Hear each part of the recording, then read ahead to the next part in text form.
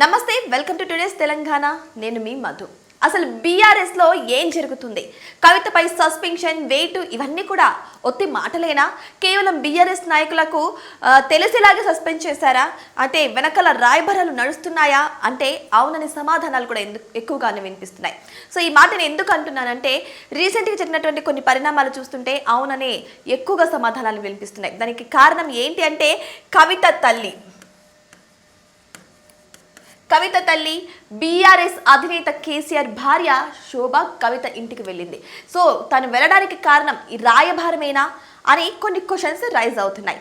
ఇవన్నీ చూస్తుంటే అవి నిజమే అనిపిస్తున్నాయి. ఇంతకు ముందు కవిత కూడా కేసీఆర్ ఇంటికి వెళ్ళినప్పుడు అక్కడ ఎవ్వరు కూడా కనీసం పలకరించలేదంట కవితని. సరే, సెప్టెంబర్ 2న సస్పెన్షన్ వేటు వేశారు కవిత మీద. సస్పెన్షన్ వేటు వేసిన తర్వాత సెప్టెంబర్ 5న కవిత కొడుకుది బర్త్డే. ఆ బర్త్డే సందర్భంగా తన పుట్టింటికి ఇన్విటేషన్ పంపించింది. అందరూ ఎక్స్పెక్ట్ చేశారు, అంటే కూతురు మీద కోపం ఉంటుందిలే, మనవడు ఏం చేశాడు, మనవడి మీద కోపం ఉండదు కదా, ప్రేమ ఉంటుంది కదా, ఖచ్చితంగా వాళ్ళు వస్తారు బర్త్డేకి అని అందరూ అనుకున్నారు. కానీ ఎవరు ఎక్స్పెక్ట్ చేయలేదు, వాళ్ళు రాలేదు. రాకపోవడం పక్కన పెట్టేస్తే ఓకే, తన మనవడికి కొన్ని పూజా సామాగ్రి, కొత్త బట్టలు కూడా పంపించాలని కొన్ని వార్తలు అయితే వచ్చాయి.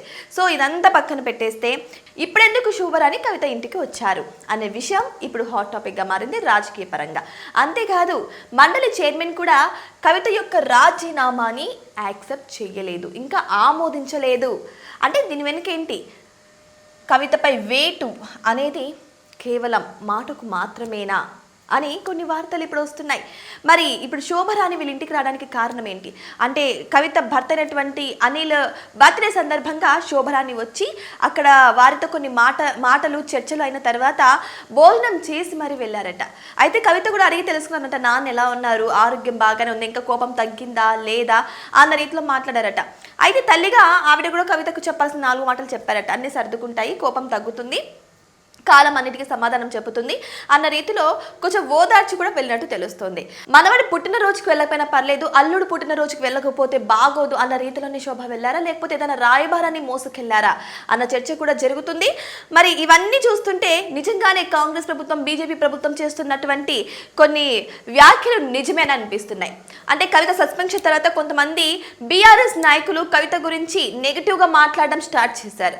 సో ఎవరైతే నెగిటివ్గా మాట్లాడుతున్నారో వాళ్ళందరికీ ఖచ్చితంగా ఫ్యూచర్లో వేటు పడుతుంది, వాళ్ళందరూ ఒకటే. ఎందుకంటే తండ్రి కూతురు ఇప్పుడు గొడవ పడుకున్నారు, రేపు పొద్దున ఒకటైతారు. ఎవరైతే కవిత మీద నెగిటివ్గా మాట్లాడతారో వాళ్ళే టార్గెట్ అవుతారని మొన్న కాంగ్రెస్ నాయకులు అయితే అనడం జరిగింది. సో ఇప్పుడు చూస్తున్న ఈ పరిణామాలన్నీ చూస్తుంటే అదే కరెక్ట్ అనిపిస్తుంది. ఖచ్చితంగా మళ్ళీ వాళ్ళు ఒకటయ్యే ఎక్కువగా సూచనలు కనిపిస్తున్నాయి. అయితే ఇక్కడ చూస్తుంటే అంటే పైకి మాత్రం వీళ్ళు గొడవలు పడుతున్నారు, లోపల జరగాల్సిన తతంగం అంతా జరిగిపోతుందని అంటున్నారు. అంటే దీన్ని బట్టి చూస్తుంటే వీళ్ళు ప్లాన్ ప్రకారం ఇవన్నీ చేస్తున్నారు. అంటే ప్లాన్ ప్రకారమే కవిత బీఆర్ఎస్ నుంచి బయటకు వచ్చింది, ప్లాన్ ప్రకారమే సస్పెండ్ చేయాలి, ఇవన్నీ కూడా జరుగుతున్నాయని చెప్పేసి చాలా మంది క్వశ్చన్ రైజ్ చేస్తున్నారు.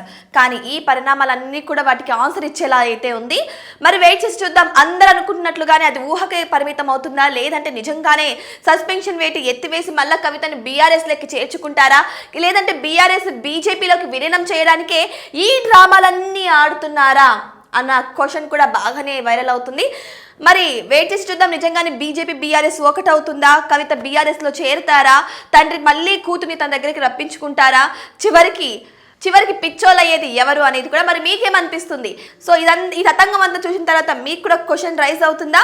మీ ఒపీనియన్ని కామెంట్ బాక్స్లో కామెంట్ చేయండి. ఇటువంటి మరిన్ని ఇంట్రెస్టింగ్ అప్డేట్స్ కోసం మా ఛానల్ని సబ్స్క్రైబ్ చేసుకోవడం మాత్రం మర్చిపోకండి.